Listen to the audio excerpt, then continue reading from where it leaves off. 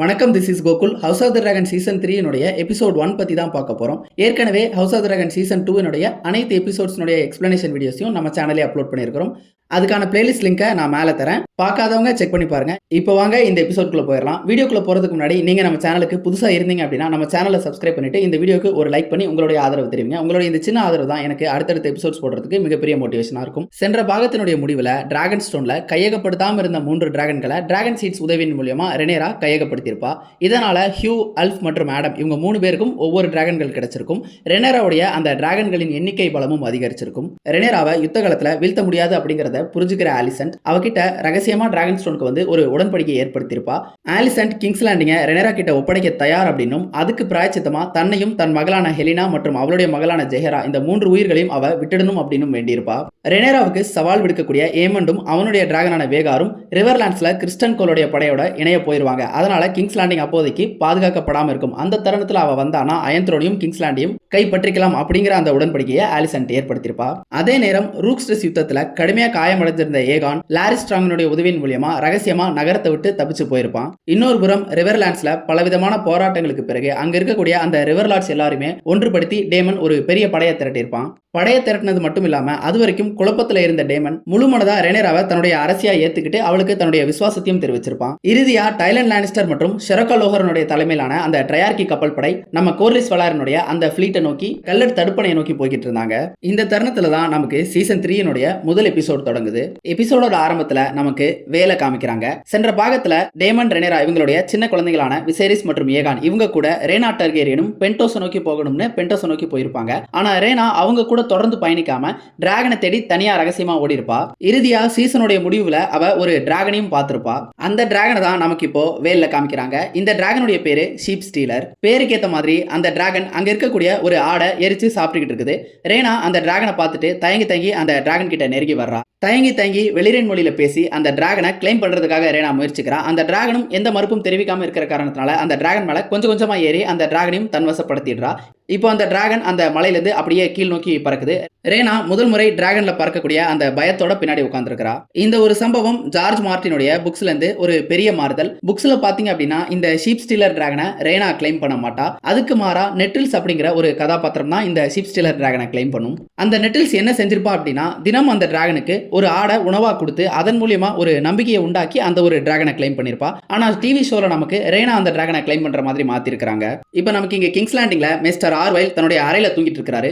தூங்கிட்டு இருக்கக்கூடியவரை Yemen Targaryen தரதரன் இழுத்துட்டு அவருடைய தலையை துண்டிக்கிறதுக்காக கொண்டு போறான். தலையை துண்டிக்கிறதுக்கு முன்னாடி மிஸ்டர் ஆர்வைல் என்ன எதுக்காக கொல்றீங்க, அந்த காரணத்தையாவது சொல்லுங்க அப்படின்னு கேட்கிறாரு. சென்ற பாகத்துல ஆலிசன்ட் டிராகன் ஸ்டோனுக்கு ரகசியமா போறதுக்கு மிஸ்டர் ஆர்வைலும் உதவி இருப்பாரு. இந்த உண்மை ஏமண்டுக்கு தெரிஞ்சிருச்சோன்னு நம்ம நினைச்சிட்டு இருக்க அந்த நேரத்துல ஏமண்ட் அவன் கிட்ட ஏகான இந்த அரண்மனையில காணும், அவன் எங்க போயிருக்கான் அப்படிங்கறத கேட்கறான். ஆனா மிஸ்டர் ஆர்வைலுக்கு இதை பத்தி தெரியல. எனக்கு அதை பத்தி தெரியாது, ஏகான் அவருடைய அறையில தான் இருக்கணும் அப்படிங்கிற மாதிரி சொல்றாரு. ஆனா ஏமண்ட் இதை நம்பாம நீ ஒரு அரச துரோகி, உனக்கு நான் மரண தண்டனை விதிக்கிறேன்னு அவருடைய தலையை துண்டிக்க போறான். ஆனா துண்டிக்கிறதுக்கு முன்னாடி ஜாஸ்பர் வெல்ட் குறுக்கிடுறான். இந்த ஜாஸ்பர் வெல்ட் தான் சென்ற பாகத்துல ஏகானுடைய அரசவையில சட்டத்துறை அமைச்சரா இருந்தான். குறுக்கிட்டு அவன் என்ன சொல்றான் அப்படின்னா ஏகான் மட்டும் இங்க இருந்து தப்பிச்சு போகல, ஏகான் கூட சேர்த்து லாரிஸ் ஸ்ட்ராங்கும் தப்பிச்சு போயிருக்கான், லாரிஸ் ஸ்ட்ராங்கும் அரண்மனையில காணும் அப்படிங்கறத சொல்றான். உடனே ஏமண்ட் ஆர்வேல கொல்லாம விட்டுறான். இப்ப நமக்கு தப்பிச்சு போயிட்டு இருக்கக்கூடிய லாரிஸ் மற்றும் ஏகானை காமிக்கிறாங்க. ஏகான் பயங்கரமான வழியில இருக்கிறான். அவன் ஏற்கனவே படுத்த படுக்கையா தான் இருந்தான். அவனால எழுந்து நடக்கவே முடியாத அந்த நிலையில தான் இருந்தான். ஆனா இப்போ இந்த 2ஆம் தர ரதத்துல உட்காந்துட்டே பயணிக்கிறது அப்படிங்கிறது அவனுக்கு பயங்கரமான வழியை கொடுக்குது. அவன் லாரிஸ் கிட்ட வழி நிவாரணியை எடுத்துட்டு வந்தியா அப்படின்னு கேட்கிறான். ஆனா வர்ற அவசரத்துல அதை கொண்டு வரல அப்படின்னு லாரிஸ் சொல்றான். தொடர்ந்து லாரிஸ் என்ன சொல்றான் அப்படின்னா இந்த தருணத்துல தான் நீங்க தைரியத்தோடையும் நம்பிக்கையோடையும் இருக்கணும். ஏன்னா இது இருள் நிறைஞ்ச காலம் அப்படிங்கிறது எனக்கு தெரியும். ஆனா வரக்கூடிய வரும் காலம் அப்படிங்கிறது ஒளிமயமா இருக்கும் அப்படின்னு சொல்றான். இவங்க பேசிட்டு இருக்க அந்த நேரத்திலேயே இவங்களுடைய ரதம் அப்படிங்கிறது நிப்பாட்டப்படுது. ஒரு சில காவலாளிகள் இவங்களுடைய ரதத்தை நிறுத்தி இவங்களை சோதனை பண்ண ஆரம்பிக்கிறாங்க. இந்த காவலாளிகள் எல்லாருமே யார் அப்படின்னா ஸ்டாண்டன் அப்படிங்கிற அந்த வம்சத்தை சேர்ந்த காவலாளிகள் தான். இந்த ஸ்டாண்டன் வம்சம் தான் ரூக்ஸ்ட்ரெஸ்ட் அப்படிங்கிற அந்த ஒரு இடத்தை ஆட்சி செஞ்சுட்டு வந்திருப்பாங்க. ரூக்ஸ்ட்ரெஸ்ட் நமக்கு தெரியும், சென்ற பாகத்துல அந்த இடத்துல தான் யுத்தம் அப்படிங்கிறது நிகழ்ந்திருக்கும். அந்த யுத்தத்துல தான் ரெனிஸ் டார்கேரியனும் அவங்களுடைய டிராகனான மேலிஸும் இறந்து போயிருக்கும். ஏகானும் இப்ப இந்த நிலையில இருக்கிறதுக்கு அந்த ஒரு யுத்தம் தான் காரணம். அந்த யுத்தத்துல தான் அவனும் எரிஞ்சு போயிருப்பான். லாரிஸ் அந்த காவலாளிகள் கிட்ட நாங்க சாதாரணமான ஆட்கள், நாங்க சிட்டடலுடைய பணியாளர்கள், நாங்க அங்க போய்கிட்டு இருக்கிறோம் அப்படின்னு சொல்றான். இந்த சிட்டடல்ல தான் இந்த மேஸ்டர்ஸ் எல்லாருமே கல்வி பயின்றிருப்பாங்க. இந்த Song of Ice and Fire உலகத்துடைய ஒரு பல்கலைக்கழகம் இந்த சிட்டடல் அப்படின்னு சொல்லலாம். அதுக்கு அந்த காவலாளி என்ன சொல்றான் அப்படின்னா நீங்க இப்ப நின்னுட்டு இருக்கிறது அரசி ரெனேரா டார்கேரியனுடைய நிலத்துல. நீங்க இந்த நிலத்தை விட்டு கடந்து போகணும் அப்படின்னா நீங்க ஏகானுக்கு ஆதரவு கொடுத்திருந்தீங்க அப்படின்னா அந்த ஆதரவு திரும்ப பெற்று ரெனேராவை உங்களுடைய ஒரே அரசியா முன்மொழிஞ்சாகணும் அப்படின்னு சொல்றான். லாரிஸ் கொஞ்சம் கூட யோசிக்காம மண்டியிட்டு ரெனேரா டார்கெரியனை அரசி அப்படின்னு முன்மொழிகிறான். ஆனா ஏகான் அதை செய்ய மறுக்கிறான். மண்டியிட மறுத்த ஏகானை அங்க இருக்கக்கூடிய இன்னொரு காவலாளி அடிச்சு மண்டியிட வைக்கிறான். ஆனாலுமே ஏகான் ரெனேராவை அரசியா முன்மொழியவே இல்லை. லாரிஸும் சொல்லி பார்க்கறான். ஆனாலும் ஏகான் டார்கெரியன் அதை செய்ய மறுக்கிறான். உடனே அந்த காவலாளிகளுடைய தலைவன் என்ன சொல்றான் அப்படின்னா, இவங்க ரெண்டு பேரும் ஏகானுடைய ஆட்கள், இவங்க ரெண்டு பேருடைய தலையை எடுத்துரு அப்படின்னு சொல்றான். உடனே லாரிஸ் குறுக்கிட்டு உண்மையை சொல்லிடுறான். உண்மை என்ன அப்படின்னா, இவன் தான் ஏகான் டார்கெரியன், இந்த ரூக்ஸஸ் யுத்தத்துல இவன் இப்படி ஆயிட்டான் அப்படிங்கறத சொல்றான். லாரிஸ் குறிப்பிட்டு ஒரு வார்த்தையை பயன்படுத்துறான். என்ன அப்படின்னா, இந்த ரூக்ஸஸ் யுத்தத்துல ரேனிஸ் டார்கெரியனுடைய அந்த டிராகன் ஃபயர்னால இந்த ஏகான் டார்கெரியன் தூய்மைப்படுத்தப்பட்டிருக்கான், புனிதப்படுத்தப்பட்டிருக்கான் அப்படிங்கிற மாதிரி ஒரு வார்த்தையை பயன்படுத்துறான். இந்த வார்த்தையினுடைய உள்நோக்கம் என்ன அப்படிங்கிறது தெரியல. ஆனாலும் தொடர்ந்து ஏகான் அது உண்மை கிடையாது, நான் ஏகான் டார்கெரியன் இல்ல அப்படின்னு சொல்லி மறுத்துட்டே இருக்கிறான். அதுக்கு உடனே லாரிஸ், நீங்க நம்பலனா அவருடைய மணிமகுடம், அவருடைய கிரீடம் இங்க இருக்கு, எடுத்து பாருங்க அப்படின்னு சொல்லிட்டு அந்த கிரீடத்தை தூக்கி கொடுத்துறான். அந்த கிரீடத்தை பார்த்த உடனே மறைக்கப்பட்டிருந்த ஏகானுடைய அந்த துணியை விலக்கி விட்டுட்டு அவனுடைய முடியின் நிறத்தை பார்த்துட்டு இவன் தான் ஏகான் அப்படிங்கறத அந்த காவலாளி உறுதியும் படுத்திடுறான். காவலாளி என்ன சொல்றான் அப்படின்னா, இவங்களுடைய தலையை எடுத்துருங்க, நாம இன்னைக்கு ரொம்ப அதிர்ஷ்டம் செஞ்சிருக்கிறோம், நமக்கு நிறைய சன்மானம் கிடைக்க போகுது அப்படிங்கிற மாதிரி சொல்றான். உடனே லாரிஸ் குறுக்கிட்டு, நீங்க ஒரு தப்பு செய்றீங்க, எங்க ரெண்டு பேத்தையும் நீங்க உயிரோட கொண்டு போய் அவங்க கிட்ட கொடுத்தா உங்களுக்கு தேவையான சன்மானத்தை நீங்களே கேட்டு பெற முடியும். இது நியாயமா படக்கூடிய காரணத்தினால ரதத்துல வந்த மத்தவங்களை கொண்டுட்டு இவங்க ரெண்டு பேத்தை மட்டும் உயிரோட எடுத்துக்கிறாங்க. அவங்க இருக்கக்கூடிய இடத்துல இருந்து பக்கத்திலே இருக்கக்கூடிய துறைமுகம் டஸ்கண்டேல் துறைமுகம் தான். அந்த துறைமுகத்துக்கு இப்போ இவங்க போய் ஒரு கப்பலை எடுத்துட்டு அந்த கப்பல் வெளியில டிராகன் ஸ்டோனுக்கு ரெனேரா கிட்ட போய் இந்த ரெண்டு பேத்தையும் ஒப்படைக்கிறதா இவங்களுடைய திட்டம். இப்போ நமக்கு இங்க டிராகன் ஸ்டோன்ல ரெனேராவும் ஜேஸும் பேசிக்கிறத காமிக்கிறாங்க. ரெனேரா என்ன சொல்றா அப்படின்னா, நான் ஆலிசனுடைய வார்த்தைகளை நம்பிதான் ஆகணும், அவருடைய பேச்சை மதிச்சு நாம கிங்ஸ் லேண்டிங்க்கு போய் அரியணையை கைப்பற்றிடலாம் அப்படின்னு சொல்றா. ஆனா ஜேஸ்க்கு அதுல நம்பிக்கை இல்லை. இதுக்கு பின்னாடி ஏதாவது சதி இருக்கக்கூடுமோ அப்படின்னு அவன் நினைக்கிறான். வேகார் இருக்கக்கூடிய அந்த ஒரு இடத்துக்கு உங்களையும் டேமனையும் அழைக்கிறாங்க. இதுதான் அவங்களுடைய திட்டமா இருக்க முடியும், இது அவங்களுடைய ஒரு சதி வலை தான் அப்படின்னு சொல்றான். அதுக்கு ரெனேரா என்ன சொல்றா அப்படின்னா, அவங்க ரெண்டு பேருமே கிறிஸ்டன் கோலோட படையில இணையறதுக்காக ரிவர்லாண்ட்ஸை நோக்கி போயிட்டாங்க. இப்போ கிங்ஸ் லேண்டிங் அப்படிங்கிறது ஏகானோட பாதுகாக்கப்படாம தான் இருக்கும். இந்த தருணத்துல போனா நம்ம அரியணையை கைப்பற்றலாம் அப்படின்னு ஜேஸ் கிட்ட சொல்றா. ஆனாலும் ஜேஸ் கடைசி வரைக்குமே இதை நம்ப வேண்டாம் அப்படின்னு உறுதியா மறுக்கிறான். இப்போ ரெனேரா சபையை கூட்டி இதே விஷயத்தை முன்மொழிகிறா. ஆனால் அங்கே இருக்கிற எல்லாருமே இதை நம்பாம தான் இருக்கிறாங்க. விசாரியா உட்பட இதுக்கு மறுப்பு தான் தெரிவிக்கிறாங்க. ஆனாலும் ரெனேரா அவங்களுடைய பேச்சை பொருட்படுத்தாம அடுத்தடுத்த கட்ட நகர்வுகளை செய்ய ஆரம்பிக்கிறா. அவன் என்ன சொல்றா அப்படின்னா, கோர்லிஸ் வெள்ளாரனுடைய கப்பல் படையில் இருக்கக்கூடிய ஒரு சில வீரர்கள் இங்கே வர சொல்லுங்க, அவங்களுடைய உதவியின் மூலியமா நாம நகரத்தை எந்தவித பிரச்சனையும் இல்லாமல் கைப்பற்றிட முடியும். அதன் பிறகு டேமனும் இங்கே வந்தாகணும், டேமனுக்கு தனிப்பட்ட முறையில் நானே கடிதம் அனுப்புறேன் அப்படின்னு சொல்லிடுறா. இப்போ டிராகன் ஸ்டோனுக்கு போயிருந்த ஆலிசன்ட் மீண்டும் கிங்ஸ் லேண்டிங்க்கு வந்துட்டா. வந்தவகிட்ட ஒரு காவலாளி வந்து அரசர் உங்களை பார்க்க அழைக்கிறாரு அப்படின்னு சொல்றான். உடனே ஆலிசன்ட்டும் ஏகான் இருக்கக்கூடிய அந்த அறையை நோக்கி போறா. ஆனா அந்த காவலாளி, அந்த அறைக்கு வேண்டாம், அரியணை இருக்கக்கூடிய அந்த அறைக்கு நீங்க போங்க அப்படின்னு சொல்றான். அரியணை இருக்கக்கூடிய அந்த அறைக்கு போய் பார்த்தா அங்க ஏமன் டார்கெரியன் அரியணையில உட்கார்ந்திருக்கிறான். இதை பார்த்த ஆலிசன்ட்க்கு ஒரு அதிர்ச்சி. அவங்கிட்ட ஆலிசன்ட், நீங்க என்ன பண்ற, எதுக்காக இங்கே வந்த அப்படின்னு கேட்கிறா. உடனே ஏமண்டதுக்கு, ஏகான் இந்த அரியணையை நிராகரிச்சுட்டு தப்பிச்சு போயிட்டான் அப்படின்னு சொல்றான். தப்பிச்சு போயிட்டானா, அவன் எங்க போயிருக்க முடியும், எதுக்காக இப்படி செஞ்சான் அப்படின்னு ஆலிசன்ட் அவங்கிட்டே கேட்கிறா. அதுக்கு ஏமண்ட், ஏகான் ஒரு கோழை அப்படிங்கிறது நமக்கு தெரியும், ஆனா நம்ம எதிர்பார்த்ததை விட அவன் ஒரு முட்டாளா இருந்திருக்கிறான் அப்படின்னு சொல்றான். சரி, உடனடியா அவனை தேடுறதுக்கான பணியை நம்ம மேற்கொண்டாகணும், அவனை தேடி பிடிக்கணும் அப்படின்னு சொல்றா. ஏமண்ட் அதை காதுல வாங்காம, கொஞ்ச நாளா உங்களை இந்த அரண்மனையில பார்க்க முடியறது இல்லையே, நீங்க எங்க போனீங்க அப்படின்னு சொல்லிட்டு ஆலிசன்ட்டை பார்த்து கேட்கறான். ஒருவேளை டிராகன் ஸ்டோனுக்கு போனது இவனுக்கு தெரிஞ்சிருச்சோன்னு கொஞ்ச நேரம் ஆலிசன்ட் அமைதியா இருக்கிறா. அதன் பிறகு அவ, நான் கிங்ஸ் வுட்டுக்கு போயிருந்தேன், கொஞ்ச காலமாவே எனக்கு இந்த அரண்மனையில எந்த வேலைகளும் இல்ல இல்லையா, அதனால நான் கிங்ஸ் வுட்டுக்கு போயிருந்தேன் அப்படின்னு சொல்றா. அவ எதை உத்தேசிச்சு இப்படி சொல்றா அப்படின்னா, போன பாகத்துல ஏகான் படுத்த படுக்கை ஆன பிறகு இடைக்காலத்துல ஆட்சி செய்யறது யார் அப்படிங்கிறதுக்கான அந்த ஒரு தேர்வு நடந்துச்சு. அப்போ ரீஜென்ட்டா ஆலிசன்ட் நானே இருக்கிறேன் அப்படின்னு சொல்லிட்டு முன் வந்திருப்பா. ஆனா அங்க இருக்கக்கூடிய சபையினர் எல்லாருமே சேர்ந்து ஏமண்ட ரீஜென்ட்டா தேர்வு செஞ்சிருப்பாங்க. அதை தான் இவ இப்ப சுட்டி காட்டுறா. சரி, அதை விடு, நீ இந்நேரம் ஹாரன் ஹால் நோக்கி போயிருக்கணுமே, நீனும் வேகாரும் சேர்ந்து கிறிஸ்டன் கோல் படையோட இணைஞ்சு டேமனை ஒன்னா சந்திச்சிருக்கணுமே, அங்க போகாம நீ இங்க என்ன செஞ்சுட்டு இருக்க அப்படின்னு சொல்லிட்டு ஆலிசன்ட் கேட்கறா. அதுக்கு ஏமண்ட், எனக்கு வேற வழி கிடையாது, இப்ப இங்க ஏகான் இல்லாத காரணத்தினால நான் இந்த நகரத்தை பாதுகாக்க வேண்டிய பொறுப்புல இருக்கிறேன், அதனால என்னால இப்ப போக முடியாது அப்படின்னு சொல்றான். தொடர்ந்து ஏமண்ட், ஆனாலும் எந்த பிரச்சனையும் இல்ல, எல்லாமே நமக்கு சாதகமா தான் போய்கிட்டு இருக்குது. ஆர்மண்ட் ஹைட்டவர் தலைமையில 15,000 ஹைட்டவர் வீரர்கள் முன்னோக்கி வந்துட்டு இருக்காங்க. இன்னொரு புறம் கோர்லிஸ் வெள்ளாரனுடைய கப்பல் படையை விட மும்மடங்கு எண்ணிக்கை பலம் பொருந்திய ட்ரையார்கி படையினர் எப்ப வேணாலும் போய் கோர்லிஸ் வெள்ளாரன் போட்டிருக்கக்கூடிய அந்த தடுப்பணையை உடைச்சிருவாங்க. அதனால எல்லாமே நமக்கு சாதகமா தான் போயிட்டு இருக்குது, நாம நமக்கான தருணத்துக்காக காத்துக்கிட்டு இருந்தா போதும் அப்படின்னு ஏமன் சொல்றான்.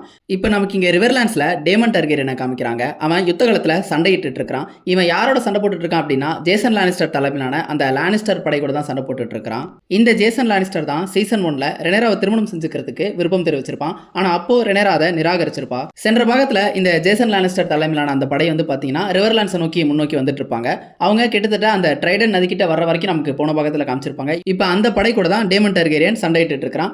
இந்த யுத்தம் அப்படிங்கிறது கிட்டத்தட்ட முடிஞ்சிருச்சு. டேமனுடைய படை அப்படிங்கிறது வெற்றியை ஈட்டிருச்சு. இப்போ இந்த படையினரோட நமக்கு ஆஸ்கர் டல்லியும் காமிக்கிறாங்க. அவனும் இந்த யுத்தத்துல சேர்ந்து சண்டையிட்டு இருக்கிறான். இந்த ஆஸ்கர் டல்லி தான் இப்போ ரிவரனுக்கு லார்டா இருக்கிறான். அவன் இந்த யுத்தத்தினுடைய அந்த தகவல்களை பத்தி டேமன் கிட்ட விவரிச்சிட்டு இருக்கிறான். லானிஸ்டர் படை சிதறுண்டு போயிருச்சு, ஒரு சிலர் தப்பிச்சு ஓடிட்டாங்க அப்படிங்கறத சொல்றான். சண்டை ஆரம்பிச்சு அவங்களுடைய அணி சேர்க்கையை உடைச்ச கொஞ்ச நேரத்திலேயே ஜேசன் லானிஸ்டர் தப்பிச்சு ஓடிட்டான் அப்படிங்கறத ஆஸ்கர் டல்லி டேமன் கிட்ட சொல்றான். தப்பிச்சு போன ஜேசன் லானிஸ்டரும் அவனுடைய படையினரும் காட்ஸை கிட்ட கூட அடிச்சு தங்கிருக்கலாம் அப்படிங்கிறது நமக்கு கிடைச்சிருக்கக்கூடிய தகவல் அப்படின்னு ஆஸ்கர் டல்லி அதையும் சொல்றான். இந்த காட்ஸை அப்படிங்கிறது ஒண்ணும் கிடையாது, நம்ம ஹாரன் ஹாலுக்கு பக்கத்துல இருக்கக்கூடிய ஒரு இடம் தான். சென்ற பாகத்துல டேமன் ஒரு வேரூட் மரத்தை தொட்டு அவனுக்கு எதிர்காலத்துல என்னென்ன நடக்க போகுது அப்படிங்கிற அந்த தரிசனம் கிடைச்சிருக்கும் இல்லையா, அந்த இடமும் இந்த காட்ஸை பக்கத்துல தான் இருக்குது. அடுத்ததா டேமன் அந்த தப்பிச்சு போன படையினரை வேட்டையாடுறதுக்காக காட்ஸை நோக்கி போகணும்னு அழைக்கிறான். ஆனா ஆஸ்கர் டல்லி என்ன சொல்றான் அப்படின்னா, இங்க இறந்து போன நம்மளுடைய வீரர்கள் எல்லாருமே நாம அடக்கம் பண்ணிட்டு தான் போக முடியும் அப்படின்னு சொல்றான். டேமன் தன்னுடைய கெராக்சிஸ் டிராகனை வச்சு இறந்து போயிருக்கக்கூடிய பிணங்களை எரிச்சிடலாம், பிளேக் மாதிரியான நோயிலிருந்தும் தப்பிச்சிட முடியும்னு சொல்றான். ஆனா ஆஸ்கர் டல்லி இறந்து போனவங்களை அடக்கம் செய்யறது தான் எங்களுடைய வழக்கம் அப்படின்னு சொல்லிடுறான். இந்த சின்ன பையன் டேமனுக்கு கட்டளையிடுறது அவனுக்கு புதுசா தான் இருக்குது. இருந்தாலும் அவன்கிட்ட எதுவும் பேச முடியாத நிலையில ஒரு சிரிப்பு சிரிச்சுட்டு அமைதியாயிடுறான். இந்த ஒரு தருணத்துல அந்த இடத்தை நோக்கி வேறு சில நபர்கள் வர மாதிரி தெரியுது. அங்க ஒரு சிறு படையை இவங்களை நோக்கி வர மாதிரி தெரியுது. ஆரம்பத்துல இது எதிரியினுடைய படையா இருக்கும் அப்படிங்கிற அந்த காரணத்தினால டேமன் முன்னோக்கி போய் நின்றுட்டு எல்லாரையும் சண்டைக்கு அழைக்கிறான். ஆனா அங்க வந்திருக்கக்கூடிய அந்த நபர்கள் எல்லாரும் பாத்தீங்க அப்படின்னா நம்ம ஸ்டார்க் வம்சத்து பதாகைகளை ஏந்திட்டு அங்க வந்து நிக்கிறாங்க.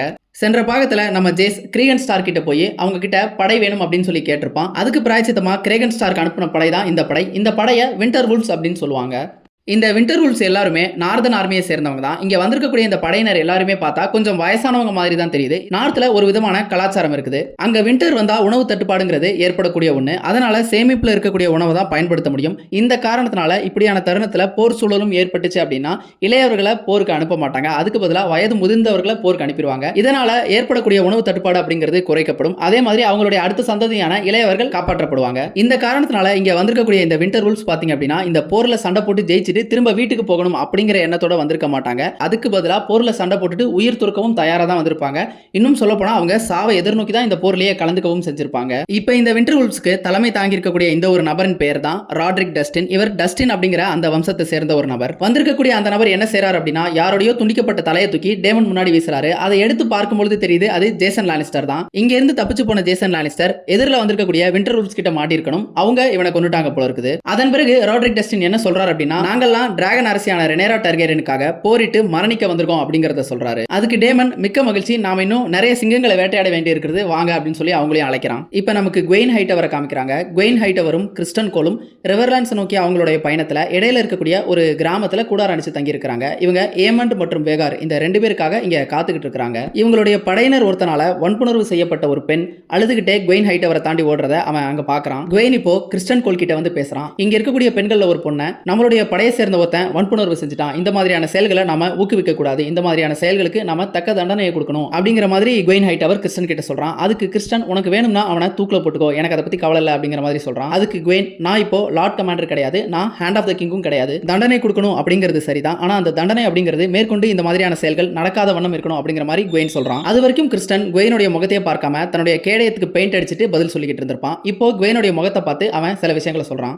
நீ உன்னை சுத்தி பாரு, கண்ணு கெட்டின தூரம் வரைக்கும் உனக்கு என்ன தெரியுது, நம்மளை சுத்தி இருளும் சர்வ நாசமும் தான் இருக்குது, இதெல்லாம் முடியறதுக்கு முன்னாலேயே நாம் எல்லாருமே மிருகமா மாறிடுவோம் அப்படின்னு சொல்லி கிறிஸ்டன் சொல்றான். கிறிஸ்டனை பொறுத்தளவுக்கு கடந்த சில காலமாவே எதன் மீதுமே நம்பிக்கையோ பற்றுதலோ இல்லாத மாதிரி தான் அவன் பேசுறான். அந்த ரூக்ஸ்டர்ஸ் யுத்தத்துக்கு பிறகு அவன் ரொம்பவே பாதிப்படைஞ்சிருக்கான். டிராகன்களுடைய இந்த யுத்தத்துல மனிதர்கள் எல்லோரும் சாம்பலாக போறது உறுதி அப்படிங்கிறது கிறிஸ்டனுக்கு உரைச்ச பின்னால அவங்கிட்ட இருந்து இப்படி ஒரு மாற்றம் வெளிப்படுது. மறுபக்கம் என்னதான் டீம் கிரீன்ல இருந்தாலும் மாற்றான் தோட்டத்து மளிகைக்கும் மனம் உண்டு அப்படிங்கிற மாதிரி தான் குவெயினுடைய பேச்சு இருக்குது. இப்போ நமக்கு இங்க டிராகன் சீட்ஸை காமிக்கிறாங்க. அல்ஃப், ஆடம் மற்றும் ஹியூ இவங்க மூணு பேரும் அவங்களுடைய டிராகன்களான சில்வர்விங், சீ ஸ்மோக் மற்றும் பெர்மிதார் இந்த மூன்று டிராகன்களோட ஹாரன் ஹாலுக்கு பக்கத்துல ஒரு இடத்துல தங்கி இருக்காங்க. இவங்க இங்க தங்கி இருக்கிறதுக்கான காரணம் என்ன அப்படின்னா, கூடிய விரைவில் ஏமண்டும் அவனுடைய டிராகனான வேகாரும் ஹாரன் ஹாலுக்கு வந்துருவாங்க. அதுதான் ஆலிசன் ரெனேரா கிட்ட சொன்னது. ஏமண்ட் டேமன் டார்கேரியனை தனியா சந்திக்கும் பொழுது இவங்க மூணு பேரும் பதுங்கி இருந்து ஏமண்டையும் வேகாரையும் தாக்கணும். அப்படி தாக்கணும்னா 4 டிராகன்களை வேகாரால சமாளிக்க முடியாது, அவங்கள எளிதில் வீழ்த்திடலாம் அப்படிங்கிறது தான் இவங்களுடைய இந்த திட்டம். இப்போ எங்க அல்ஃப் அவனுடைய கதையை பத்தி சொல்லிட்டு இருக்கான். அல்ஃபுக்கு தன்னுடைய அம்மா யார் அப்படிங்கிறதே தெரியாது. அவன் தெருக்கல்ல வளர்ந்த ஒருத்தன் தான். அப்படி தெருக்கல்ல தெருக்கல்ல வளரும்போது அவன் நிறைய துன்புறுத்தல்களுக்கும் வன்முறைக்கும் ஆளாக்கப்பட்டிருக்கான். அப்படி இருக்கக்கூடிய ஒரு தருணத்துல ஒரு ரெட் பிரீஸ்ட் வந்து அல்ஃபை சந்திச்சிருக்கான். அதாவது ஒரு சாமியார் மாதிரியான ஒரு ஆளு. அந்த சாமியார் அல்ஃப் கிட்ட ஒரு ஆர்டத்தை சொல்லியிருக்கான். அது என்ன அப்படின்னா, அல்ஃபினுடைய உடம்புல ஒரு அரசனுடைய ரத்தம் ஓடுது. அவனுடைய இந்த பிறவி அப்படிங்கிறது பயனுள்ளதா இருக்கும். அவன் பிறந்ததுக்கு நிச்சயம் ஒரு காரணம் உண்டு அப்படிங்கிற மாதிரி ஒரு ஆர்டத்தை சொல்லியிருக்கான். இந்த ரெட் பிரீஸ்ட் அப்படிங்கிறவங்க யார் அப்படின்னா, லார்ட் ஆஃப் லைட் அப்படிங்கிற ஒரு மதத்தை வழிபடக்கூடியவங்க தான். நம்ம கேம் ஆஃப் த்ரோன்ஸ்ல மெலிசாண்ட்ரா மற்றும் தோரஸ் ஆஃப் மிர் இவங்க எல்லாருமே இந்த லார்ட் ஆஃப் லைட்டை வழிபடக்கூடியவங்க தான். இறுதியில அந்த சாமியார் சொன்னதுதான் உண்மையா இருக்கு. அல்ஃப் உண்மையிலேயே அரசனுடைய ரத்தத்தை கொண்டவன் தான். அவன் இப்போ ஒரு டிராகனையும் வச்சிருக்கான். இப்போ ஹியூவை பார்த்து உனக்கு எங்க இருந்து இந்த டிராகன் ரத்தம் வந்துச்சு அப்படின்னு கேட்கறான். அவன் பதில் சொல்றதுக்குள்ள அந்த இடத்துல ஏதோ ஒரு சலசலப்பு ஏற்படுது. அந்த இடமே ஒரு மாதிரி விசித்திரமா தான் இருக்குது. குறிப்பா அல்ஃபுக்கு அந்த இடம் சுத்தமா பிடிக்கவே இல்லை. அவனுக்கு இங்க காத்திருக்கிறதும் சுத்தமா பிடிக்கல. அவனை பொறுத்தளவுக்கு ஏமண்டும் வேகாரும் வந்த உடனே அவங்க ரெண்டு பேத்தையும் கொண்டுட்டு அடுத்த வேலையை பார்க்க போயிடணும். ஆனா ஹியூ அதுக்கு என்ன சொல்றான் அப்படின்னா, நான் ஏமண்டியும் வேகாரியும் சந்திக்கிறதுக்கு இவ்வளவு ஆர்வமா இருக்க மாட்டேன் அப்படின்னு சொல்றான். ஆனா அல்ஃபை பொறுத்தளவுக்கு அவன் இந்த சண்டை அப்படிங்கிறது ஒரு தகுதி வாய்ந்த சண்டையா தான் இருக்கும். காரணம் என்ன அப்படின்னா, இந்த சண்டையில நாம ஜெயிச்சிட்டோம் அப்படின்னா நமக்கு கோட்டைகள் கிடைக்கும் அப்படின்னு சொல்றான். சென்ற பாகத்துல ரெனேரா இந்த 3 பேர்கிட்டையும் நீங்க எனக்கு நல்லா சேவை புரிஞ்சிங்க அப்படின்னா நான் உங்களை நைட்ஸ் ஆக்குவேன் அப்படின்னு சொல்லியிருப்பா இல்லையா? அதை தான் அல்ஃப் இப்படி தப்பா புரிஞ்சுக்கிறான். நைட்ஸ் ஆனா நமக்கு கோட்டைகள் கிடைச்சிரும் அப்படின்னு சொல்லி அவன் புரிஞ்சு வச்சிருக்கான். உடனே ஆடம் அவனை திருத்துறான். உனக்கு கோட்டைகள் வேணும், உனக்கு கேசல் வேணும் அப்படின்னா நீ நைட் ஆனா பார்த்தாது நீ ஒரு லார்ட் ஆகணும் அப்படின்னு சொல்றான். ஆனா எல்லா லார்ட்ஸ் கிட்டையும் கோட்டைகள் அப்படிங்கிறது இருக்க வேண்டிய அவசியம் இல்லை. நம்ம கேம் ஆஃப் த்ரோன்ஸ்ல பாத்தீங்க அப்படின்னா பீட்டர் பேலிஷ் ஆகட்டும், லார்ட் வாரிஸ் ஆகட்டும், இவங்க எல்லாருமே லார்ட்ஸ் தான். ஆனா அவங்க கிட்ட எல்லாம் கோட்டைகள் அப்படிங்கிறது இருக்காது. சரி, அப்ப நைட்ஸுக்கு என்னதான் கிடைக்கும் அப்படின்னு சொல்லி அல்ஃப் கேட்கறான். அதுக்கு ஆடம் அவன் கிட்ட உனக்கு சர் அப்படிங்கிற ஒரு பட்டம் கிடைக்கும், அதோட சேர்த்து உனக்கு ஒரு குதிரையும் கிடைக்கும். அந்த சர் பட்டத்துக்குன்னு ஒரு மதிப்பு இருக்குது, அதனால எல்லாரும் உன்னைய மரியாதையோட நடத்துவாங்க அப்படின்னு சொல்றான். இந்த குதிரையும் பட்டத்தையும் வச்சுக்கிட்டு நான் என்ன பண்றது, என்கிட்ட அதை விட பெருசா டிராகன் இருக்குது, இந்த டிராகனுக்காகவே என்னைய மரியாதையோட நிறைய பேர் நடத்துவாங்க அப்படின்னு சொல்லிட்டு அல்ஃப் சொல்றான். உடனே ஹியூ சரி கவலைப்படாத, நைட் ஆயிட்டினா நிறைய பொண்ணுங்க கிடைப்பாங்க அப்படின்னு சொல்றான். அதுக்கும் அல்ஃப் என்ன சொல்றான் அப்படின்னா, நான் லார்ட் ஆயிட்டா கூட தான் அதை விட அதிகமான பெண்கள் கிடைப்பாங்களே அப்படின்னு சொல்றான். அவனை பொறுத்தளவுக்கு காசல் கண்டிப்பா வேணும். அவனை பொறுத்தளவுக்கு தெளிவாவே இருக்கிறான். ஒரு நைட்ஹுட்டை விட கேசல் அப்படிங்கிறது பெரிய விஷயம் அப்படிங்கிறதுல. இப்போ இங்க நமக்கு மீண்டும் வேலை காமிக்கிறாங்க. ரேனாவை தூக்கிட்டு பறந்து போன அந்த ஷீப் ஸ்டீலர் டிராகன் இப்போ ஒரு இடத்துல வந்துட்டு ரேனாவை இறக்கி விட்டுருது. ரேனா அந்த டிராகன் கிட்ட வெளியரன் மொழியில ஒரு பாடலை பாடுறா. ஆனா அந்த டிராகனுக்கு அந்த பாட்டு பிடிச்ச மாதிரி தெரியல. ரேனா அந்த டிராகன் கிட்ட என்ன சொல்றா அப்படின்னா, நாம நம்மளுடைய வீட்டுக்கு போகணும், நாம டிராகன் ஸ்டோனுக்கு போகணும் அப்படின்னு சொல்றா. ஆனா அந்த டிராகன் அதை எதையுமே காதுல வாங்காம அங்க இருந்து மீண்டும் பறந்து போயிடுது. இப்போ இங்க கிங்ஸ் லேண்டிங்ல நமக்கு ஆலிசண்டையும் ஹெலினாவையும் காமிக்கிறாங்க. ஆலிசண்ட் ஏதோ ஒரு தூது செய்தியை எழுதிட்டு இருக்கா. ஹெலினா கிட்ட ஆலிசண்ட் உனக்கு ஏகான் தப்பிச்சு போன செய்தி தெரியுமா? ஏகான் இங்க இருந்து தப்பிச்சு போயிருக்க கூடாது, ஏமன் தான் இங்க இருந்து போயிருக்கணும் அப்படின்னு சொல்றா. ஹெலினா அதுக்கு நீங்க பாக்குறதுக்கே ரொம்ப பயந்து போயிருக்கீங்க, நீங்க மட்டும் இல்ல ஏமண்டும் பயந்து போய் தான் இருக்கிறான். அவன் வேகார கிளைம் பண்ணதுல இருந்தே பயம் அப்படின்னா என்னன்னே மறந்து போயிருந்தான். இப்போ ரெனேராவுடைய அந்த டிராகன்களை எதிர்கொள்ளணும் அப்படின்னு நினைக்கும் பொழுது அவனுக்கு பயம் அப்படின்னா என்னன்னு மீண்டும் ஞாபகம் வந்திருக்கு அப்படின்னு சொல்லிட்டு ஹெலினா சொல்றா. இப்போ ஒரு காவலாளியை உள்ள கூப்பிட்டு எழுதின அந்த தூது செய்தியை ஆர்மண்ட் ஹைட்டவர் கிட்ட கொண்டு போய் ஒப்படைக்க சொல்லி அவ கட்டளையிடுறா. இந்த ஆர்மண்ட் ஹைட்டவர் தான் ஹைட்டவர் படையோட முன்னோக்கி வந்துட்டு இருக்கிறதா ஏமண்ட் கொஞ்சம் முன்னாடி சொல்லியிருப்பான். இப்போ அந்த ஆர்மண்ட் ஹைட்டவர் கிட்ட தான் ஆலிசண்டும் இந்த தூது செய்தியை கொண்டு போய் ஒப்படைக்க சொல்றா. அவ இந்த தூது செய்தியை அந்த காவலாளி கிட்ட கொடுத்தது மட்டும் இல்லாம இது அரசருடைய உத்தரவு அப்படின்னு சொல்லி கொடுக்குறா. ஆனா அது அரசருடைய உத்தரவு கிடையாது. ஆலிசண்ட் தான் அரசருடைய அந்த முத்திரையை பயன்படுத்தி இந்த செய்தியை கொடுத்திருக்கிறா. அந்த ஒரு தூது செய்தியில அவ என்ன எழுதியிருக்கிறா அப்படின்னா, ஆர்மண்ட் ஹைட்டவரும் அவருடைய அந்த படையும் முன்னோக்கி வர வேண்டாம், அவங்க இருக்க இடத்துலயே கொஞ்சம் காத்திருக்கணும், 2 தினங்கள்ல ஏமண்ட் அங்க வந்து அவங்களை சந்திப்பான் அப்படிங்கிற மாதிரி அவ எழுதியிருக்கிறா. இதுக்கான காரணம் என்ன அப்படின்னா, இப்ப இவங்க முன்னோக்கி வந்துட்டா ரெனேராவுக்கு இது பிரச்சனையா ஏற்படும், தான் கொடுத்த வாக்குக்கு இது மாறா போயிடும், அந்த ஒரு காரணத்தினாலதான் அவ இதை செய்யறா. ஆனா இந்த தூது செய்தி முழுக்கவே அவ ஏமண்டே கைப்பட எழுதின மாதிரி தான் எழுதி அனுப்பியிருக்கிறா. இப்ப நமக்கு இங்க கல்லட்ல கோர்லிஸ் வலாரனுடைய கப்பலையும் அவருடைய அந்த கப்பல் படையையும் காட்டுறாங்க. அதன் பிறகு கோர்லிஸோடைய அறையில கோர்லிஸும் ஆலனும் உரையாடுறாங்க. அதன் பிறகு கோர்லிஸ் அவங்கிட்ட ரெனேரா அனுப்பின அந்த செய்தியை பத்தி சொல்றாரு. ரெனேரா இங்க என்ன செய்தி அனுப்பியிருக்கா அப்படின்னா, இவங்களுடைய தடுப்பணையில இருக்கக்கூடிய 5 கப்பல்களை கிங்ஸ் லேண்டிங் துறைமுகத்தை நோக்கி அனுப்பணும். அந்த 5 கப்பல்களும் சேர்ந்து அந்த கிங்ஸ் லேண்டிங் துறைமுகத்தை கைப்பற்றிடுவாங்க அப்படிங்கிறது தான். இந்த யுத்தம் என்னதான் ரெனேராவுக்கு சாதகமா இருந்தாலுமே கூட கிங்ஸ் லேண்டிங்ல இப்போ ஏமண்டும் வேகாரும் இருக்கிறாங்க.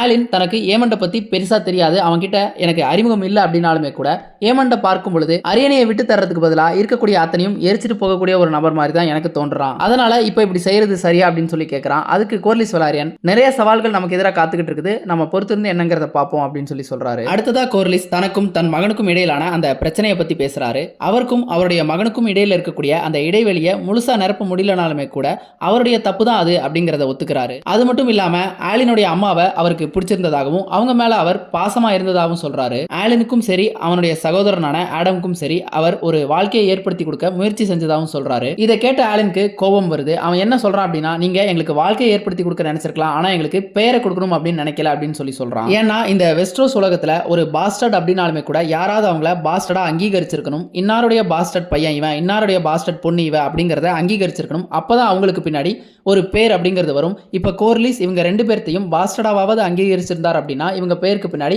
வாட்டர்ஸ் அப்படிங்கிற அந்த பேர் வந்திருக்கும். கோர்லிஸ் அதுவும் அவருடைய தப்பு தான் அப்படின்னு அவங்கிட்ட மன்னிப்பு கோர்றாரு. இப்போ இவங்க பேசிட்டு இருக்கும் பொழுது வெளியில அபாயமணி ஒலிக்கக்கூடிய அந்த சத்தம் கேக்குது. சத்தம் கேட்டு ஆலின் வெளியில என்ன நடக்குதுன்னு போய் பார்க்கறான். பின்னாடியே கோர்லிஸும் போய் பார்க்கறாரு. வெளியில இவங்க எதிரியினுடைய கப்பல் படையை பார்த்துட்டு தான் சொல்றாங்க. அவங்களுடைய எண்ணிக்கை எவ்வளவுன்னு கேட்கும்போது 350 கப்பல்கள் இருக்கிறதா சொல்றாங்க. அது கிட்டத்தட்ட இப்போ இவங்க இருக்கிற எண்ணிக்கையை விட அதிகமானது. இதை கேட்ட உடனேயே கோர்லிஸ் டிராகன் ஸ்டோனுக்கு இந்த செய்தியை தூதா அனுப்ப சொல்லிடுறாரு. இப்போ கோர்லிஸ்னுடைய திட்டம் என்ன அப்படின்னா இப்போ இவங்க இருக்கக்கூடிய இந்த இடத்துல இருந்து அந்த தடுப்பணை இருக்கக்கூடிய தலைப்பகுதிக்கு முன்னோக்கி போகணும் அப்படிங்கிறது தான். அங்க போயிட்டு இவங்களுடைய இந்த படை அணிவகுத்து நிக்கணும். அப்பதான் அந்த தடுப்பணை வலுவா இருக்கும், அதை உடைக்க முடியாது. அதோட சேர்த்து வந்திருக்கக்கூடிய அந்த எதிரி படை கிரேஜாய்ஸோ அல்லது லானிஸ்டர்ஸோ கிடையாது, அவங்க ட்ரையார்கி அப்படிங்கிறதையும் தெரிஞ்சுக்கிறாங்க. இப்போ நமக்கு இந்த பக்கம் ட்ரையார்கி கப்பல் படையை காமிக்கிறாங்க. படையின் தலைவன் ஷராக்கா லோகர் இருக்கக்கூடிய அந்த கப்பல்ல தான் நம்ம டைலண்ட் லானிஸ்டரும் இருக்கிறான். டைலண்ட் ஷராக்கா கிட்ட ஒரு திட்டத்தை முன்வைக்கிறான். இந்த கல்லட்டுக்கு போறதுக்காக 3 பாதைகள் இருக்குது. அதுல ஒரு சிறந்த பாதையை தேர்வு பண்ணி சொல்றான். அந்த பாதை வழியா போய் வலாரன் கப்பல் படை இருக்கக்கூடிய அந்த இடத்துல அவங்களுக்கு வெகு நெருக்கமா இந்த படையினரும் சண்டை போடணும். அப்படி செஞ்சா ரெனேராவுடைய டிராகன் வரும் பட்சத்துல சொந்த படையினரையே எரிச்சிடக்கூடிய ஒரு அபாயம் இருக்கும். அந்த காரணத்தினால அந்த டிராகன்களும் பயனற்றதா போயிடும் அப்படிங்கிற ஒரு திட்டத்தை முன்வைக்கிறான். ஆனா ஷராக்கோ இந்த திட்டத்துக்கு செவி மடுக்கிற மாதிரி தெரியல. அவன் நக்கலும் நயாண்டியுமா தான் பதில் சொல்றான். டைலண்ட் போட்டிருக்கக்கூடிய அந்த உடல் கவசத்தை பார்த்துட்டு இந்த கவசத்தை போட்டிருக்கியே, நீருக்குள்ள மூழ்கினா இந்த கவசத்தை நீ என்ன ஆட்சியா செய்ய போற அப்படின்னு சொல்லி கேட்கிறான். அதுக்கு டைலண்ட் நாம சண்டையிடும் பொழுது இந்த கவசம் எவ்வளவு முக்கியத்துவம் வாய்ந்தது அப்படிங்கிறது உங்களுக்கு புரியும் அப்படின்னு சொல்லி சொல்றான். இப்ப ஷராக்கோ அவனுடைய திட்டத்தை செயல்படுத்துறான். முன்னால போயிட்டு இருந்த அவனுடைய கப்பல் படையினரை வட திசையை நோக்கி போக சொல்றான். ஆனா அது கல்லட்டை போய் அடையறதுக்கு சுத்தலான ஒரு பகுதி. அங்கிருந்து கல்லட்டுக்கு போகிறதுக்கு ரொம்ப நேரம் ஆகும். இவன் சொல்லக்கூடிய அந்த திசைக்கு பக்கத்துல தான் கோர்லிஸ் வலாரனுடைய ஹைடைட் கேசல் அப்படிங்கிறது இருக்குது. அதாவது ட்ரிஃப்ட்மார்க்கினுடைய அந்த கோட்டை அங்கதான் இருக்குது. ஷராக்கோவை பொறுத்தளவுக்கு அந்த ஒரு கோட்டையை கைப்பற்றணும் அப்படிங்கிறது தான் அவனுடைய திட்டம். அதை தான் அவன் டைலண்ட் கிட்டையும் சொல்றான். இதை கேட்ட டைலண்ட்டுக்கு அதிர்ச்சி ஆகுது. நாம தடுப்பணையை உடைக்கணும் அப்படின்னா பெரும்பாலான கப்பல்கள் கல்லட்டை நோக்கி இருக்கணும். அப்பதான் அந்த தடுப்பணையை உடைக்கிறதுக்கு உண்டான அந்த எண்ணிக்கை நம்ம கிட்ட இருக்கும், அந்த பலம் நம்ம கிட்ட இருக்கும் அப்படின்னு சொல்லி சொல்றான். அதுக்கு ஷராக்கோ அந்த ஹைடைட் கோட்டை அப்படிங்கிறது கோர்லிஸ் வலாரன் பார்த்து செதுக்குனது. அப்படி இருக்கக்கூடிய ஒன்ன நாம அவன் கண் முன்னாடியே எரிச்சோம் அப்படின்னா அவனால உறுதியா சண்டை போட முடியும்னு நீ நினைக்கிறியா அப்படின்னு சொல்லிட்டு கேட்டுட்டு அங்கிருந்து நகர்றான். இப்போ ரேனாவை விட்டுட்டு போன அந்த ஷீப் ஸ்டீலர் டிராகன் இங்க திரும்ப ரேனா கிட்டே வந்திருக்குது. தனியா வராம இந்த முறை 2 ஆடுகளையும் எடுத்துட்டு வந்திருக்குது. அதுல ஒரு ஆடை தான் சாப்பிட்டுட்டு இன்னொரு ஆடை எரிச்சு சுட்டு ரேனாவுக்காக கொடுக்குது. ரேனாவும் பல நாள் பசியில் இருந்த காரணத்தினால அது சூடா இருக்குமோ இல்லையோ என்னன்னே தெரியாம அதை வந்து அவசரமா சாப்பிட்றா. முதல் முறையா டிராகனே மட்டன் பார்பிக்யூ பண்ணி கொடுத்து அதை சாப்பிட்ட ஆள் ரேனாவா தான் இருக்க முடியும். நான் முன்னாடி சொன்ன அந்த நெட்டில்ஸ் கதாபாத்திரத்தை பொறுத்தளவுக்கு அவ ஆடுகளை ஷீப் ஸ்டீலர் டிராகன் கிட்ட கொடுத்து அதன் பிறகு அந்த நம்பிக்கையை சம்பாதிச்சு அந்த டிராகனை கையகப்படுத்திருப்பா. என்னதான் ரேனா இவ்வளவு நாளா டிராகன் இல்லாம இருந்தாலுமே கூட ஷீப் ஸ்டீலரை அவ ரொம்ப எளிதிலேயே கைப்பற்றிட்டா. இப்போ இங்க நமக்கு ஹைட்டவர் ஆர்மியை காமிக்கிறாங்க. இந்த டிராகன் தான் டெசரியான். இந்த டிராகன் ஆலிசன் மற்றும் விசேரிஸ்னுடைய 3வது மகனான டேரான் டர்கேரியனுடைய டிராகன் தான் இது. இப்போ ஆலிசன் அனுப்பின அந்த ஒரு தூது செய்தி இங்க வந்து சேர்ந்துருச்சு. அந்த தூதுவன் மூலியமா தான் இப்போ கிங்ஸ் லேண்டிங்ல ஏமன் தான் கிங்கா இருக்கான் அப்படிங்கிற அந்த செய்தி இங்க உள்ளவங்களுக்கு தெரியுது. இவன் தான் ஆர்மண்ட் ஹைட்டவர். இங்க பக்கத்துல இருக்கிறவனுடைய பேரு போல்ஜான். அந்த செய்தியை படிச்ச ஆர்மண்ட் இன்னும் 3 நாளைக்கு நம்ம இங்கே தான் தங்கி இருக்கணும், 3 நாளுக்கு பிறகு கிங் ஏமண்ட் நம்ம கூட வந்து கலந்துக்கு பாரு அப்படிங்கறத பக்கத்துல உள்ள அந்த போல்ஜான் கிட்ட சொல்றான். வந்திருக்கக்கூடிய அந்த தூதுவன் ரொம்பவே அழுக்கடைஞ்சிருக்கான். அவங்ககிட்ட இருந்து ஒரு கெட்ட துர்நாற்றம் அடிக்குது அப்படிங்கிற காரணத்தினால அவங்ககிட்ட இருக்கக்கூடிய ஒரு வாசனை திரவத்தை முகர்ந்து பார்க்கறானா அல்லது அது எதுவும் போதை வஸ்துவா அப்படிங்கிறது தெரியல. இப்ப போல்ஜான் ஆர்மண்ட் ஹைட்டவர் கிட்ட ஏகான் செத்துட்டானா, எப்படி ஏமண்ட் கிங் ஆனா அப்படிங்கறத கேட்கறான். ஆனா ஆர்மண்ட பொறுத்தளவுக்கு இதுல எல்லாம் கவனம் செலுத்துற ஆள் மாதிரி தெரியல. ஏகான் இறந்திருந்தாலும் அதுல அவனுக்கு பெரிய அக்கறை இருக்க மாதிரி தெரியல. அவனை பொறுத்தளவுக்கு ஏகான் ஏமண்ட் இவங்க எல்லாருமே ஒரே மாதிரி தான் அப்படிங்கிற மாதிரி தான் அவன் இருக்கான். ஒருவேளை இங்க பக்கத்துல இருக்கக்கூடிய இந்த சின்ன பையன் தான் டேரான் டர்கேரியனா என்ன அப்படிங்கிறது தெரியல. பொறுத்திருந்து பார்ப்போம். இப்போ இங்க ஆலிசன் ஏமண்ட் பேசிக்கிறத காமிக்கிறாங்க. ஆலிசன் பொறுத்தளவுக்கு அவனையும் அவனுடைய டிராகனான வேகாரையும் ஹாரன் ஹாலை நோக்கி அனுப்பிடணும் அப்படிங்கறத அவருடைய திட்டம். இப்போ 2 தினங்கள்ல ரெனேரா கிங்ஸ் லேண்டிங்கை நோக்கி வரப்போறா. அவ வரக்கூடிய அந்த சமயத்துல ஏமண்டும் வேகாரும் இங்க இருந்தாங்க அப்படின்னா அது பெரிய பிரச்சனைகளுக்கு உண்டாக்கும். ஒரு யுத்தத்துக்கே கூட அது இட்டு செல்லும். இப்போ ஆலிசன் ஏமன் கிட்ட என்ன சொல்றா அப்படின்னா, ஏகான் ஆட்சி புரியறதுக்கு தகுதி இல்லாத ஒருத்தன், அவனுக்கு பதிலா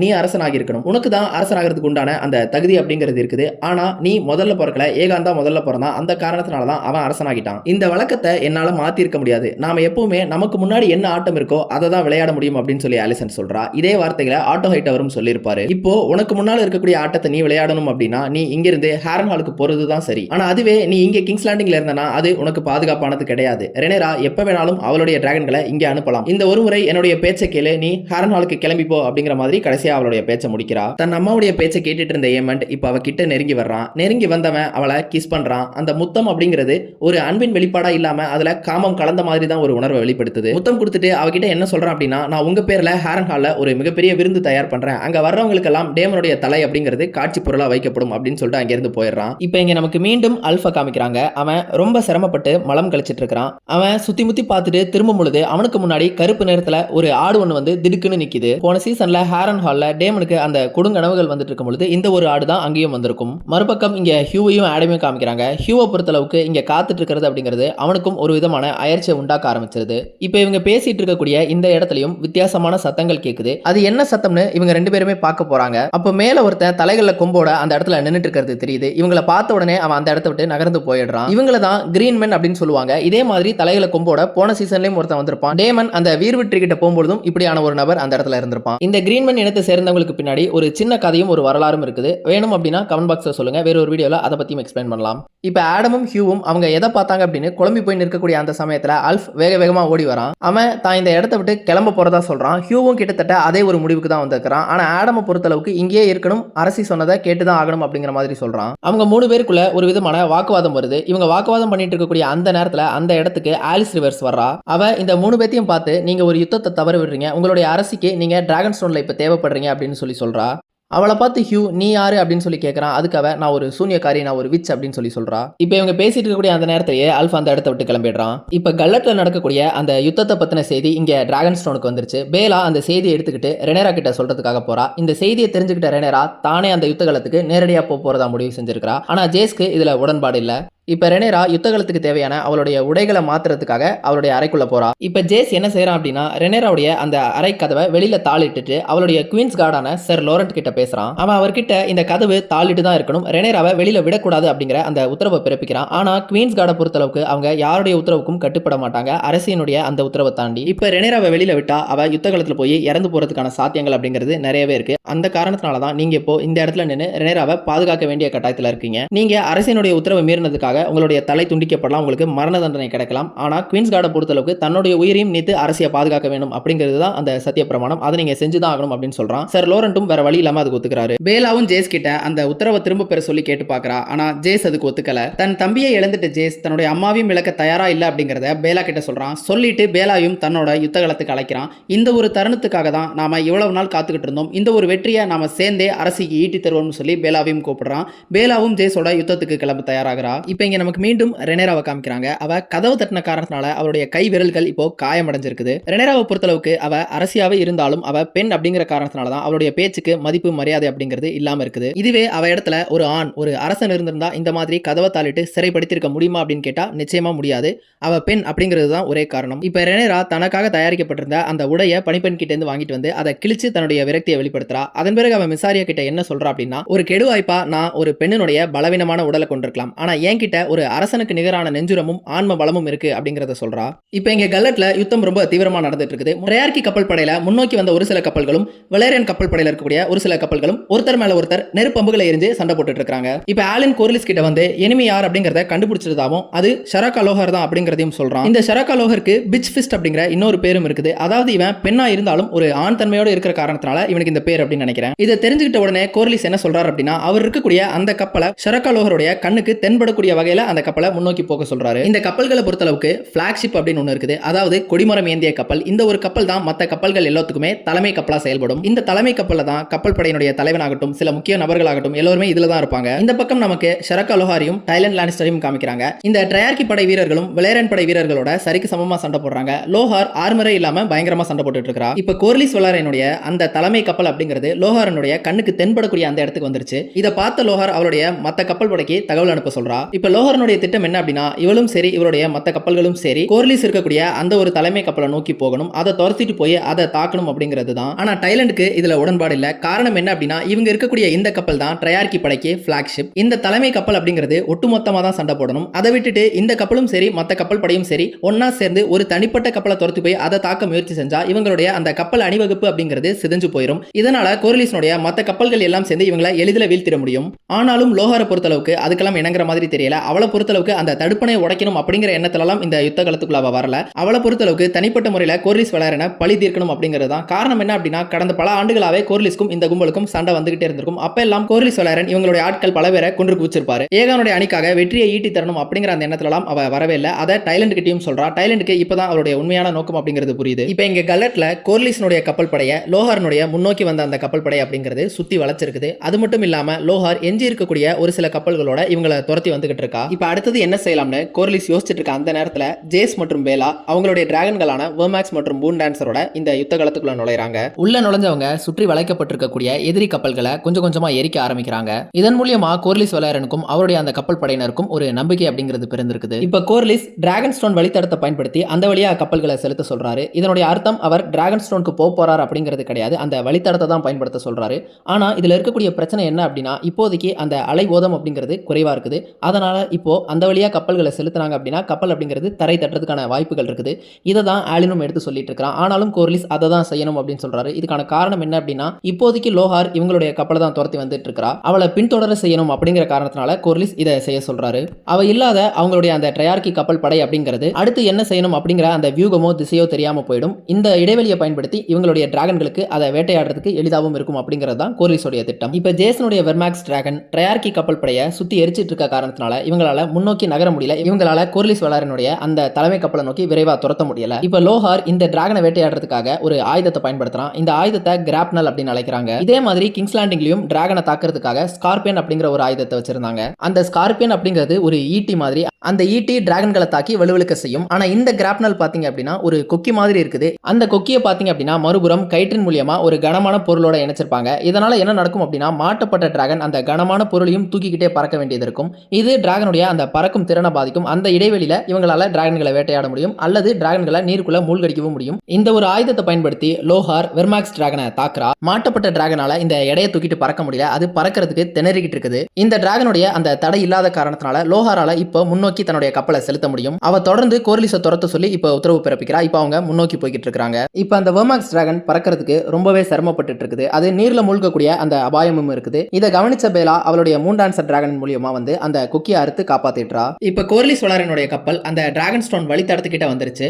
அந்த வழித்தடத்தை தாண்டி கொஞ்சம் முன்னால ஒரு குறுகலான பாதை இருக்குது. அந்த பாதைக்கு பேரு டீத். அந்த பாதை வழியா தான் இப்போ இவங்க கப்பலை செலுத்தி ஆகணும். ஆனா பிரச்சனை என்ன அப்படின்னா அது ரொம்பவே குறுகலான பாதை. அந்த பாதைக்குள்ள கப்பலை செலுத்தணும் அப்படின்னா ரொம்பவே திறன் வாய்ந்த கப்பலோட்டிகளால தான் அதுக்குள்ள கப்பலை செலுத்த முடியும். இப்போ அந்த டீத்தினுடைய வாயிலுக்கு துடுப்புகளை போட்டு விரைவா கப்பலை செலுத்த சொல்றாரு நம்ம கோர்லிஸ். இப்போ இந்த பக்கம் ட்ரையார்கினுடைய 3 கப்பல்கள் இவங்களை பின்தொடர்ந்து வந்துட்டு இருக்குது. இப்போ டைலண்ட் லோஹார் கிட்ட அந்த வழியா போக வேண்டாம், இந்த பாதையினுடைய தன்மை நமக்கு தெரியாது, இது கோர்லிஸ் வளரன் நமக்கு விரிச்சிருக்கக்கூடிய ஒரு வலையா கூட இருக்கலாம் அப்படின்னு சொல்லி சொல்றான். அதுக்கு லோஹார் இந்த வழியா போறது சிரமம் தான், ஆனா நம்மள கோர்லிஸ் வளரன் வழி நடத்தி கூட்டிட்டு போயிடுவான், நீ கவலைப்படாம இரு அப்படின்னு சொல்லிடுறான். இப்போ கோர்லிஸ்னுடைய கப்பல் படை வீரர்கள் எவ்வளவு தூரம் அவங்களுடைய கப்பல் அப்படிங்கிறது பாறையிலிருந்து இருக்கு அப்படிங்கிற அந்த கணக்கை ஒவ்வொன்றா சொல்லிக்கிட்டே வராங்க. அதை கேட்ட கோர்லிஸ் கப்பலொட்டிக்கு எவ்வளவு தூரம் அந்த கப்பலால வளைஞ்சு கொடுக்க முடியும், எவ்வளவு தூரம் அதை இடப்பக்கமாகட்டும் வலப்பக்கமாகட்டும் திருப்பலாம் அப்படிங்கிற அந்த தகவலை ஒவ்வொன்றா உத்தரவா கொடுத்துக்கிட்டே வராரு. ஒரு தருணத்துல கோர்லிஸ் வலதுபுறமா கப்பலை திருப்ப சொல்றாரு. ஆனா ரொம்ப மெதுவா தான் அதை திருப்ப சொல்றாரு. ஆனா கப்பலொட்டி பதட்டத்துல அதிகமா திருப்பிடுறான். அது போய் ஒரு பாறையை இடிச்சிருது. அவனுடைய பதட்டத்தை புரிஞ்சுக்கிட்ட கோர்லிஸ் கோபம் எதுவும் படாம நிதானமா அவங்கிட்ட போய் இனிமே நான் இந்த கப்பலை இயக்குறேன் அப்படின்னு சொல்லி அவர் அந்த கப்பலை இயக்க ஆரம்பிக்கிறாரு. அந்த குறுகலான பாதைக்குள்ள கோர்லிஸ் ரொம்ப கவனமா அதே நேரத்துல சாதுரியமாவும் அந்த கப்பலை இயக்குறாரு. கோர்லிஸ் இயக்கும் போதும் அந்த கப்பல் அப்படிங்கிறது தரை தட்ட தான் செய்யுது. ஆனாலுமே அது பெரிய அளவுல பாதிப்பை உண்டாக்கல. கொஞ்சம் கொஞ்சமா அந்த கப்பலை இயக்கி கடலினுடைய அந்த நீரோட்டத்தையும் பயன்படுத்தி இவங்க ஒரு வழியா அந்த குறுகலான பாதையிலிருந்து வெளியேறிடுறாங்க. இப்ப அந்த கப்பல் படியில இருக்கிற ஒவ்வொருத்தருமே கோர்லிஸை வியப்போட பாக்குறாங்க, ஆலின் உட்பட. கோர்லிஸ் தான் ஒரு வைரம் பாஞ்ச கப்பலோட்டி தான் அப்படிங்கறத நிரூபிச்சிட்டாரு. இந்த காரணத்தினால தான் அவருக்கு சீ ஸ்னேக் அப்படிங்கிற அந்த பெயரும் வந்திருக்குது. இனிமே லோஹாரால அந்த ஒரு குறுகலான பாதையை தாண்டி வெளியில வர முடியாது. நாம மீண்டும் கல்லட்டுக்கு போய் அங்க நம்மளுடைய யுத்தத்தை தொடரலாம்னு கோர்லிஸ் கல்லட்டை நோக்கி அந்த கப்பலை செலுத்த சொல்றாரு. இப்ப இன்னொரு பக்கம் இங்க ரேனாவும் அவளுக்கு மட்டன் பார்பிக்யூ கொடுத்த ஷீப் ஸ்டீலரும் டிராகன் ஸ்டோன் கிட்ட வந்துட்டாங்க. டிராகன் ஸ்டோன் கிட்ட இருந்து தூரத்துல நடக்கக்கூடிய அந்த யுத்தம் ரேனாவுடைய கண்ணுக்கு தென்படுது. அதனால ஷீப் ஸ்டீலரை அதை நோக்கி போக சொல்றா. அந்த டிராகனும் அங்க போகுது. இப்ப எங்க லோஹார் அந்த குறுகலான பாதை வழியா அந்த கப்பலை செலுத்துறதுக்கு தயாராயிட்டு இருக்கான். இவங்களுடைய கப்பல்ல இருக்கக்கூடிய பிரச்சனை என்ன அப்படின்னா இந்த கப்பல் கோர்லிஸோடைய கப்பலை விட கொஞ்சம் சின்ன கப்பல். அதனால இதால அந்த கனத்தை தாங்க முடியல. அதனால இருக்கக்கூடிய நங்கூரங்கள் எல்லாத்தையுமே அறுக்க சொல்றான் லோஹார். அதன் பிறகு அவன் என்ன செய்யறான் அப்படின்னா டைலண்ட் லானிஸ்டரையும் ஆர்மரோடு சேர்த்து கடலுக்குள்ள தள்ளி விட்டுறான். அவனோட சேர்த்து ஆர்மரோடு இருக்கக்கூடிய மத்த லானிஸ்டர்ஸ் படையினரையும் கடலுக்குள்ள தள்ளி விட்டுறான் லோஹார். இப்ப கப்பலை சோதிச்சு பார்க்கும் பொழுது அது ஒரு நிலையான தன்மைக்கு வந்துருது. அந்த கனம் எல்லாத்தையும் விடுவிச்ச பிறகு இப்ப மறுபக்கம் கோர்லிஸோடைய கப்பல்ல இருந்து லோஹார் அந்த டீத்துல இருந்து வெளியேறத பார்த்துட்டாங்க. லோஹாருடைய கப்பல் சின்னதா இருக்க காரணத்தினால இவங்களுடைய கப்பலால அதனுடைய வேகத்துக்கு ஈடு எழுதி கொடுக்க முடியாது. எப்படி பார்த்தாலும் லோஹார் இவங்க கிட்ட வந்து சேர்ந்துருவான். அது வரைக்கும் உத்தரவுகளை பிறப்பிச்சிருந்த கோர்லிஸ் வெலாரியன் இப்பதான் கவனிக்கிறாரு அவருடைய அந்த ஹைடைட் கோட்டை அப்படிங்கிறது எரிஞ்சுக்கிட்டு இருக்குது. லோஹார் இந்த யுத்தத்தினுடைய ஆரம்பத்துல ஒரு சின்ன கப்பல் படைய வடதிசை நோக்கி அனுப்பியிருப்பான். அவங்களுடைய வேலை தான் இது. தான் பார்த்து செதுக்கின கோட்டை எரிஞ்சு போயிருக்கிறத பார்த்த கோர்லிஸ் வெலாரியன் அங்கேயே அப்படியே உறைஞ்சு போய் நிற்கிறாரு. அவரால் அதுக்கு மேல உத்தரவுகளை பிறப்பிக்க முடியல.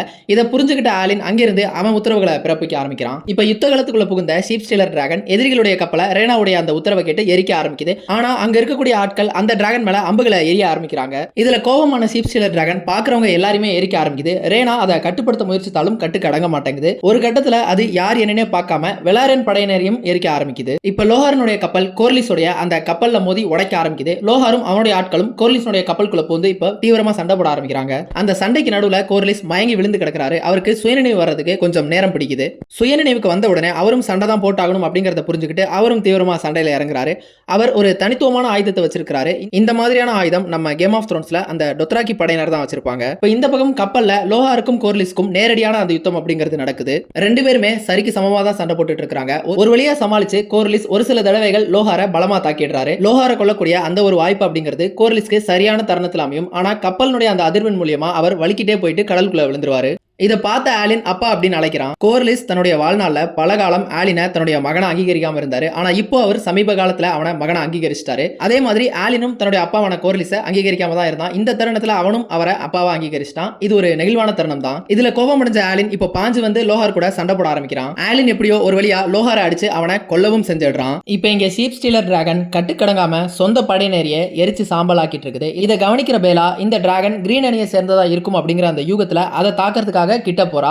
ஆனா இந்த ஷீப் ஸ்டீலர் டிராகன் பேலாவுடைய அந்த மூன் டான்சர் டிராகனை விட பெருசா இருக்குது. அந்த காரணத்தினால அந்த மூன் டான்சர் டிராகன் தாக்காம அங்கிருந்து தப்பிச்சு போக தான் முயற்சிக்குது. தப்பிச்சு போனாலுமே கூட ஷீப் ஸ்டீலர் டிராகன் அதை தொடர்ந்து துரத்திக்கிட்டே தான் இருக்குது. அதை கொல்றதுக்காக அது துரத்திட்டு இருக்கும்போது தான் ரேனா கவனிக்கிறா தனக்கு முன்னாடி போயிட்டு இருக்கக்கூடிய டிராகன்ல உட்கார்ந்து இருக்கிறது பேலா தான் அப்படின்னு. பேலா ஆபத்துல இருக்கிறத கவனிச்ச ஜேஸ் அவனுடைய வெர்மாக்ஸ் டிராகனை அங்க பறக்க சொல்றான். ஷீப் ஸ்டீலர் டிராகனை ஓட்டிட்டு இருக்கக்கூடிய அந்த ரைடரை கொல்ல சொல்லி வெர்மாக்ஸ்க்கு உத்தரவு போடுறான். ஆனா கிட்ட போன பிறகு அப்பதான் அவனும் பாக்குறான் அங்க உட்கார்ந்து இருக்கிறது ரேனா அப்படிங்கிறது. அதன் பிறகு அவன் அவளை கொல்லாம வேற பக்கமா வெர்மாக்ஸை போக சொல்லிடுறான். இப்ப ஷீப் ஸ்டீலர் டிராகன் தன்னுடைய கவனத்தை வெர்மாக்ஸை நோக்கி திருப்பிட்டு அந்த டிராகனை துரத்த ஆரம்பிக்குது. தனக்கு மேல ஒரு பெரிய டிராகன் பறந்துட்டு இருக்க காரணத்தினால ரொம்ப கீழ் நோக்கி தான் அந்த வெர்மாக்ஸ் டிராகன் பறக்குது. அது நீர் பரப்ப ஒட்டியே தான் பறந்துட்டு இருக்குது. இப்ப அங்க இருக்கக்கூடிய வீரர்கள்ல யாரோ எரிஞ்ச அந்த நெருப்பு அம்புகள் ஒண்ணு வந்து பலமா ஷீப் ஸ்டீலர் டிராகன் மேல மோதிருது. இதுக்கு மேல இந்த யுத்த காலத்துல இருந்தா சரி வராது அப்படிங்கறத நினைச்சிட்டு ஷீப் ஸ்டீலர் அந்த இடத்துல இருந்து மேல் நோக்கி பறந்து அந்த இடத்தை விட்டு நகர்ந்து போக பாக்குது. ஷீப் ஸ்டீலர் கிட்ட இருந்து தப்பிச்சிருந்தாலும் கீழ் நோக்கி பறந்துட்டு இருந்த வெர்மாக்ஸ் டிராகனை அங்க இருந்த வீரர்கள்ல ஒருத்தன் அந்த கிராப்னல் ஆயுதத்தை வச்சு தாக்கிடுறான். அது கடுமையா வந்து வெர்மாக்ஸ் டிராகனை தாக்கிடுது.